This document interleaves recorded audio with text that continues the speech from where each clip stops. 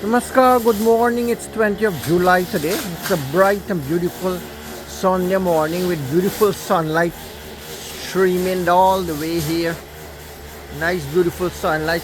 This morning we're getting our yard cut. All the big grasses were so big. My brother has knows someone in Lilendal there. If you want your yard cut, you can contact him. His name is Uncle Joseph. Weed our yard here this morning. The bush was so big, I was telling myself I would chop the grasses little bit by little bit every day and keep the yard down as a part of exercise, spiritual discipline. But I couldn't do that because I find that some people make things difficult in this direction. So my brother had to eventually bring Uncle Joseph. Uncle Joseph is cutting the yard. The place feels so light, so different when you have people cutting and weeding the yard. There's some more bush that will take down there.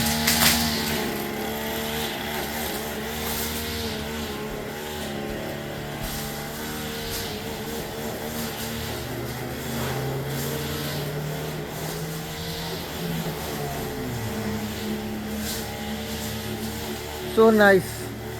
This morning I'm going to talk about a beautiful subject. It's about the inclination, the enthusiasm for. Not many people feel inclined to live a spiritual life. Why? Listen, this is the Kal-Yug age. You know why they call it the Kal-Yug age? Because people who do spiritual practice are in least number. People are more interested in mundane knowledge. Mundane knowledge means material sciences. It means worldly pursuits and attachments and being enamored by the worldly things around us. Enamored means attract, enchanted. So people actually not being pulled or drawn into the technology of spirituality. If nature is the greatest technology, then spirituality controls or has mastery over nature. In tantric philosophy, we refer to nature as prakriti, as matter. But the mind has to control matter. If the mind doesn't control matter and matter control the mind, there's a serious issue. Because you know what happens when matter controls the mind? You can't make decisions, you lose the faculty of mind, you can't take things in your hand, you can't employ nature to extract science, to extract results, to extract knowledge and all these things. Nature remains like a devious fox, very foxy, elusive. So the whole technology of spirituality is to capture nature, to understand it, how we can make our lives better. This has science, the technology of metaphysics, of intuitional practice, of spiritual practice, of tantra, of yoga, of God-fearing part has manifested and cropped up all over the world. It's not only in Asia or in South American jungles in Peru by the Incas or the Aztecs in Mexico. It's been manifested in various nations and various cultures. We find it manifested in the Zionist culture, the Abrahamic religions. It's been manifested in the shamanistic religion of Europe, of China. The Mongol country nations also has their own form of worship. So God has been teaching humanity. The mind is so great and so powerful that it can find its way out of all this intricate labyrinth, you know, this labyrinthine pathways of life that keeps us going in circles and roundabouts, you know.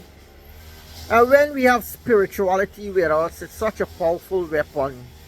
You know, we don't have to fight physically to hurt people physically, to hurt nature, to hurt things around us so that they can retract, they can remove from the sight of danger or threat. We could use many psychological way, mental, psychic powers, and this would protect ourselves in being in many violent showdowns and such things. But of course, the more advanced you go, the more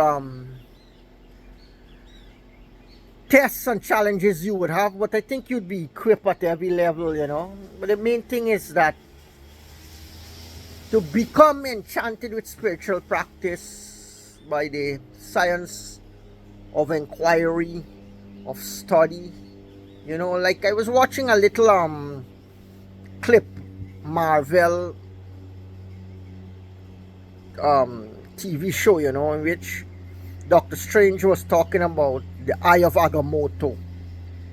Agamotto, he said, was a being who had a Taurus, a strong Taurus, a very deep Taurus for the unknown. He wants to understand the unknown, the powers of the unknown, to fathom nature, to fathom the universe, to fathom the spiritual realm, the lokas, all the different planes, what they call them in English, you translate lokas. It's all the planes, all the different planes, you know. So Agamotto wanted to transmit, and in the process he became corrupt and evil, they say. So one of his eyes was being used to get mystic powers. Dr. Strange had the Eye of Agamotto by the hoary hordes of Haggoth. So the technology of yoga, for example, is very deep. You know, all these things, it has answered the entire question about the universe. We as humans in our corporal world represents Prakriti, and to go in the incorporeal world, to go into the dimension and different portals, we meet very beings, astral beings, different people, beings who reside there. We get knowledge, we get wisdom, spiritual. Few people speak about these things. The knowledge is not so rampant now in the west nor in the east. Everybody is moving because due to the lack of mastery of spirituality, also there are less adepts, less trained practitioners. For example, one of the big monasteries in China, George Thompson was speaking, an Englishman who went there to study Tai Chi. He says that one of the biggest Shaolin monastery now today only has 4 monks. So despite all the knowledge that is there, all the resources, all the wonderful methods and techniques, people don't go for it anymore. People are preferring, what they're preferring? They're preferring to be comfortable, to be in a comfort zone, to have enough to eat, enough to travel. Science creates some marvel and some wonders around us. And this man-made world that we're caught in, we even have man-made islands now that people can go, and they're so built up by creative humans. They build, they design, decorate these islands that people are enchanted. They can go for an escapado, they can go for a resort, for a holiday, a vacation. Now we have, for example, in Guyana here, so much lands are being released. I see I'm going up on the east bank there, and they're releasing a whole long chain of land the people are getting. They will now open another community there, another high class society. So people, if they want, they can go to different parts of the country now. You make friends, you meet friends, pen pals, social media, you communicate. You can go various places, spend a week, 2 weeks. They might have better things there, like supermarkets. They have guest house, so many beautiful guest houses, apartmental buildings are going up, that people can leave their homes for 2-3 days. I think the security issue may want to be resolved too. So we see there's so much attraction around us now, it's very difficult for us to think about going into ourselves, exploring the hidden universes, and knowing things that we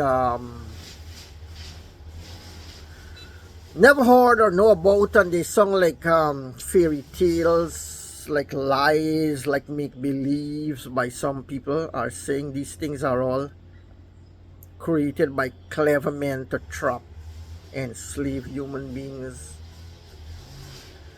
So only recently I managed to download some files from the internet. People who did work from our school of tantric meditation. You can see it on Cure. If you go, I posted it up there. I pinned it there on my page.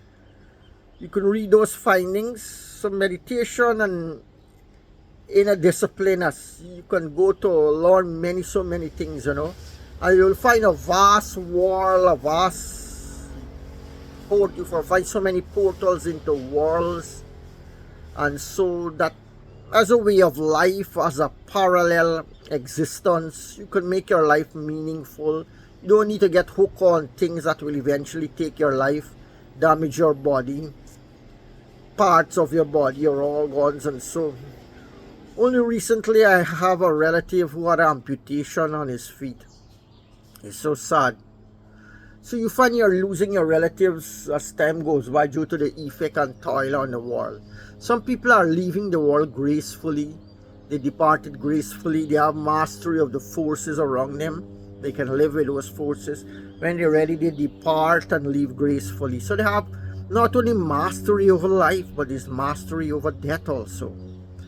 So life is such a wonderful gift, that we want to make it even more better, by having a closer relation, a closer understanding with our universe, with the forces, with the mysteries. And people, they go and take initiation, meaning they get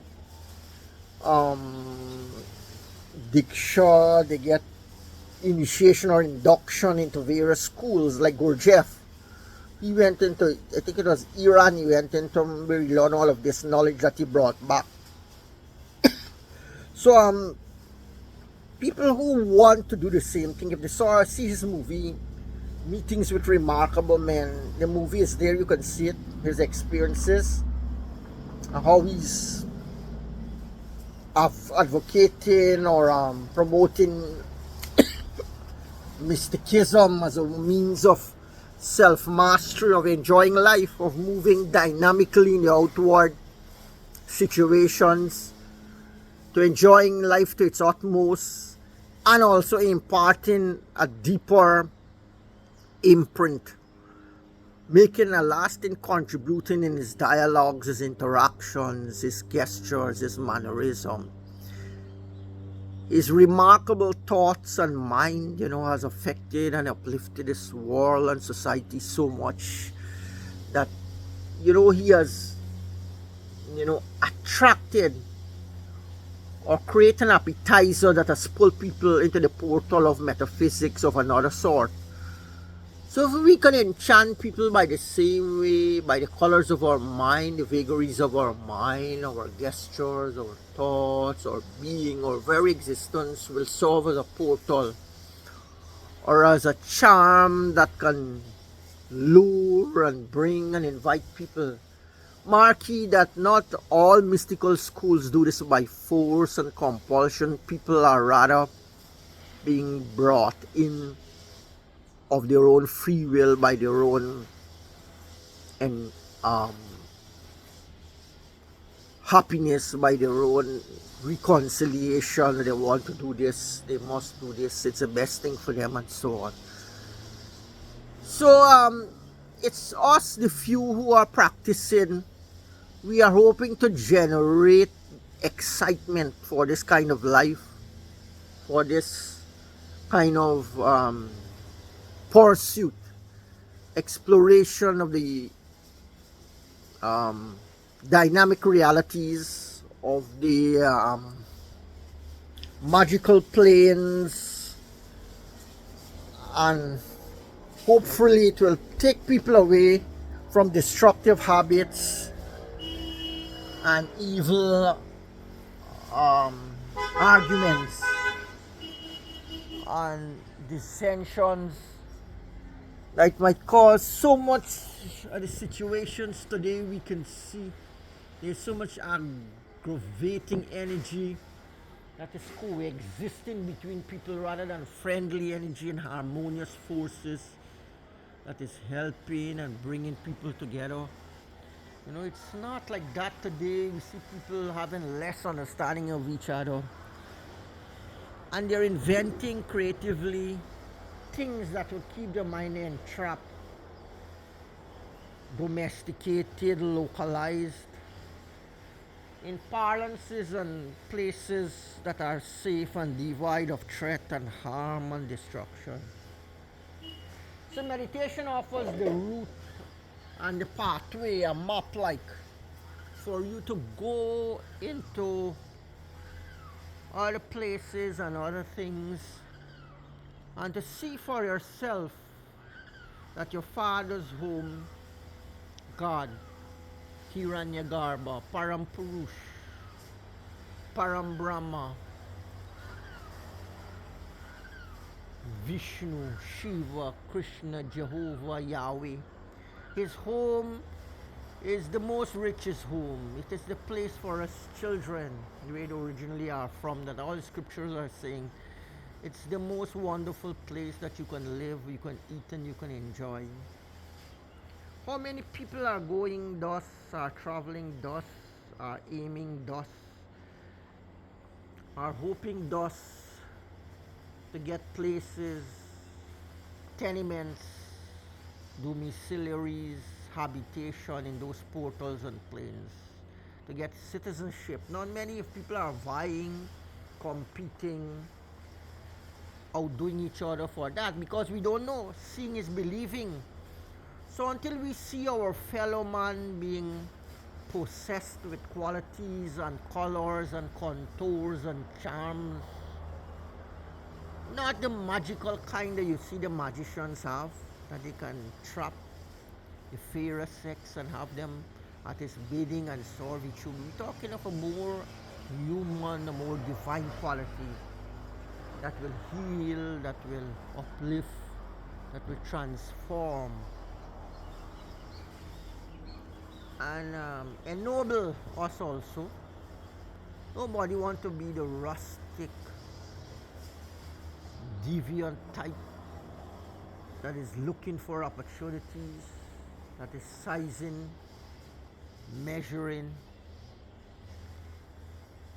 and waiting for the right moment to encroach, enter, to assail. You know, what we're looking for is a more smoother way of operating and living and coexisting.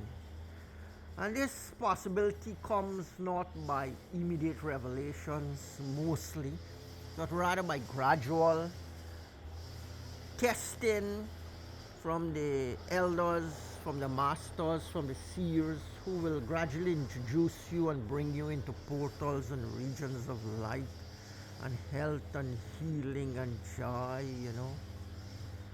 The way we hope to be wholesome and proper, you know. All these things that are being given to us today is for us who can respond in those directions. They are being given to people who are more sensitive to those things. But there might be a few, there might be one or two that are still here that will seek the great beyond, the great magic, the great charm, the great life that is awaiting, you know. So we just got to apply, we just got to exhort, we just got to ask, request. I hope the greatest expectation is that you find the good teacher, a proper teacher, the good company, the good group, right master. Great masters are those who have practiced for many lives, because we do believe in reincarnation, that life comes after life again and again. And the teachers, they eventually manifest after a certain point of being exposed, being trailblazers, being regular visitors into these planes and states of mind and so on. They've been regular trailblazers, travelers, gardeners. So today they are really seasoned, they're really fit, well contoured and well, what we can say, they are now really tuned up to help to transmit the frequency that can attract and uplift the world and society. Those are the masters. But there are also others who have existed in the plains, who are children, citizens of other regions and dimensions. They take board as teachers also. They come here and they bring others with them. They don't come alone. Probably they don't want to do some of the work that you have to do. So they come with a group, with a band. They call them Nitya Siddhas, eternally perfect. So they come here and they help the teachers, the masters and the great ones to establish the mission. So all these things you got to learn, all of these knowledge, we don't know. We know basic knowledge, mundane knowledge. We're not so familiar with the super mundane knowledge, which is the esoteric knowledge. We have esoteric knowledge. We have so much knowledge that is there, you know. And they have their own language, their own jargon. And what's in fact, not everything can be expressed in word. Didn't Confucius say, he who knows says not, he who says knows not? One day they call a Zen master to give a talk before a crowd of so many people. He's going to give his magic touch, going to make his signature lecture. So he went on the stage and he remained silent. Everybody was looking at each other. Everybody was wondering why he didn't say anything. What kind of speech is this in silence? So something deeper he was trying to communicate with the people, you know. And only another Zen master who was in the crowd, he started to clap. Clap, clap, clap. Clap, clap, clap. The song of two-hand clapping, you know. So he said, when he was clapping, he said, what a wonderful speech, what a wonderful speech. So the Zen master on the stage made his bow and went back and sat.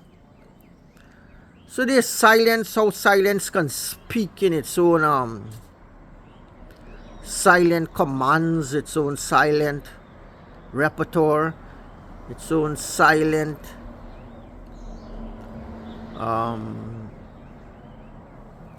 power and force and bearings it carries, you know. So we do hope that this season of politics that we see is emerging,